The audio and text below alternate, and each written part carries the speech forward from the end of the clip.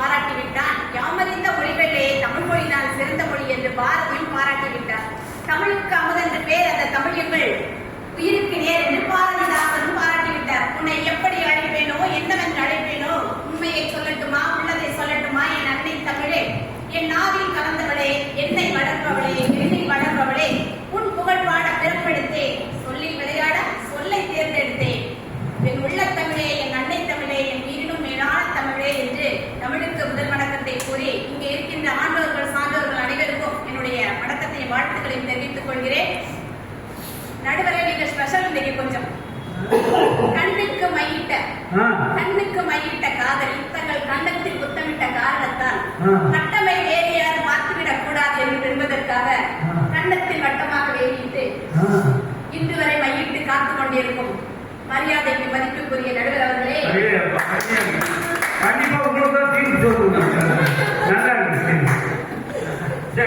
இது உங்களை பார்த்த உடனே தோணுன கவிதை இல்லையா?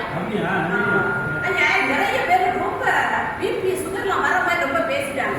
நம்ம கொஞ்சம் ஆறுதலா நிதானமா பேசுறோம். இலக்கணம்னா என்ன? முதல்ல மொழியை புரிய வைக்கணும். முதல்ல மொழியை புரிய வைக்காம எப்படி ரசிக்க வைக்க முடியும்?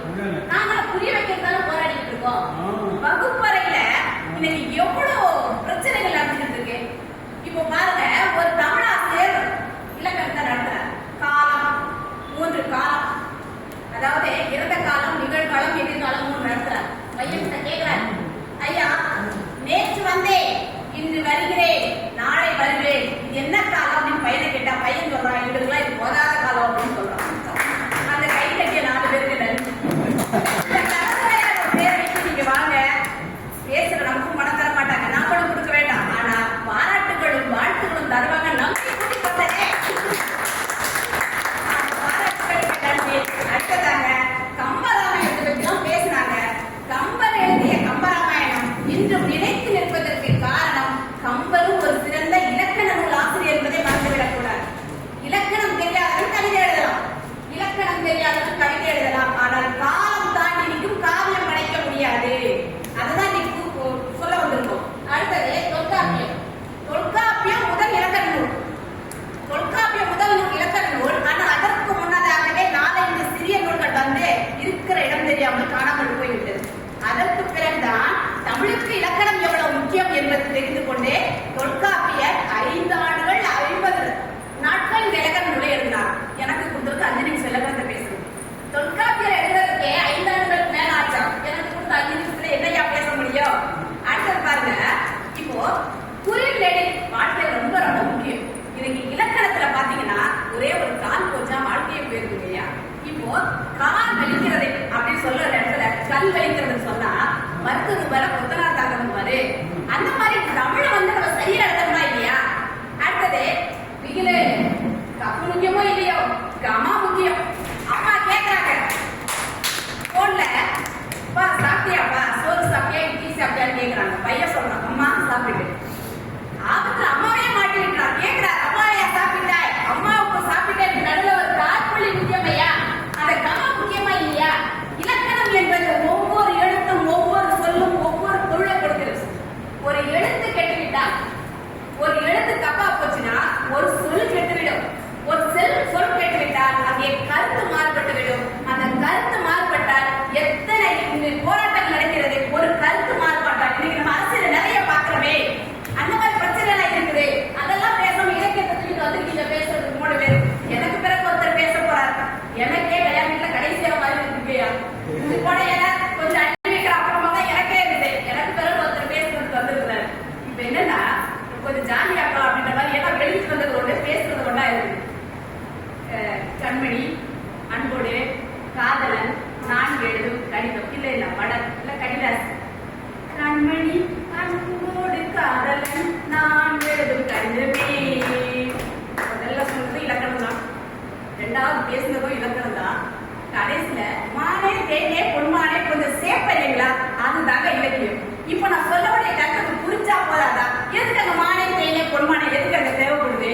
அடுத்தது பாத்தீங்கன்னா 3 ஒவ்வொரு வகுப்பில் நடக்கக்கூடிய விஷயங்களை பாத்தீங்க அப்படின்னு சொன்னா நிறைய பிரச்சனைகள் இருக்கு. எப்படி சமாளிக்கணும் அப்படின்றதே தெரிய மாட்டேங்குது. பொதுவா வகுப்பறையில் ஆசிரியர் சொல்லக்கூடிய தமிழ் ஆசிரியர் தான் இலக்கணம் சொல்ல